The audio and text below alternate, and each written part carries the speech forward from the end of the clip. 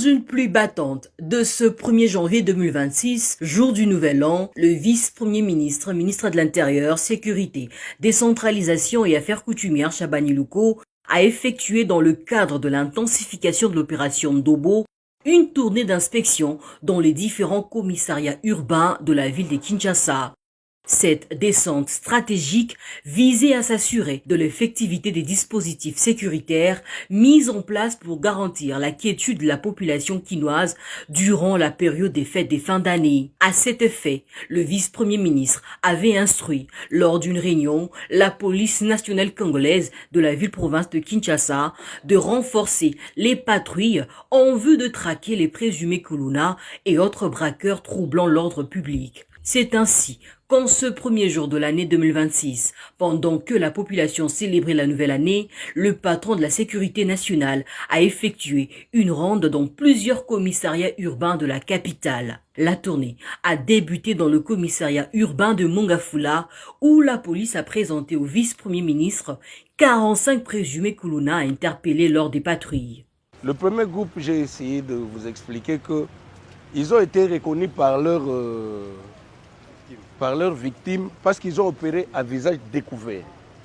Donc ils ont été facilement reconnus. Lorsque nous avons attrapé le motard est passé aux aveux. C'est par là qu'on a on les a attrapés directement et les victimes... Après Mongafula, le cortège du vice-premier ministre s'est dirigé vers le commissariat urbain de Kitambo, où 30 Kuluna ont été arrêtés dans le cadre des opérations de patrouille menées du 23 au 31 décembre 2025. Et là, dans 5 personnes, c'est le monsieur là en tricot. On vient de l'amener tout de suite sous la pluie. On l'a arrêté avec sa machette. Au commissariat urbain de la Gombe, basé au camp Lufungula, la police nationale congolaise a présenté une quarantaine des présumés Kuluna arrêtés, dont plusieurs récidivistes.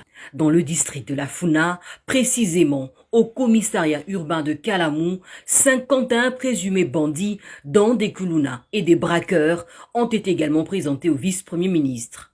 La ronde s'est poursuivie dans la commune de Limete, au commissariat urbain de Moamba, où 56 Kuluna opérant en bande ont été interpellés et remis à la disposition de la justice. Enfin, le cortège du vice-premier ministre Chabani a clôturé sa tournée au commissariat urbain de la Tchangou, dans la commune des Massina, où les patrouilles de la police nationale congolaise ont permis l'arrestation de 242 présumés Kuluna.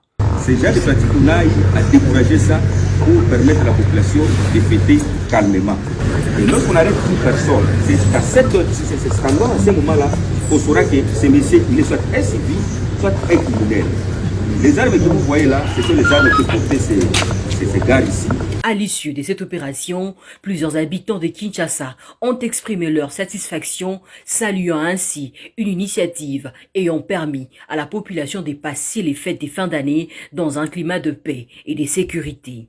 Bon, la monnaie a ça bien, ça ne kangando à la kachachango tout c'est la makasi ko ba kuluna ba leke belé ba to déranger biso.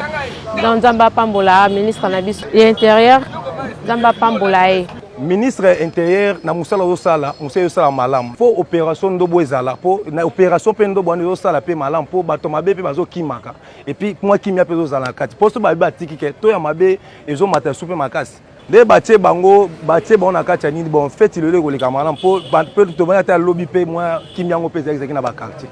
Tous ces présumés bandits arrêtés seront déférés devant les instances judiciaires compétentes et des audiences foraines seront organisées afin que chaque prévenu réponde de ses actes devant la justice.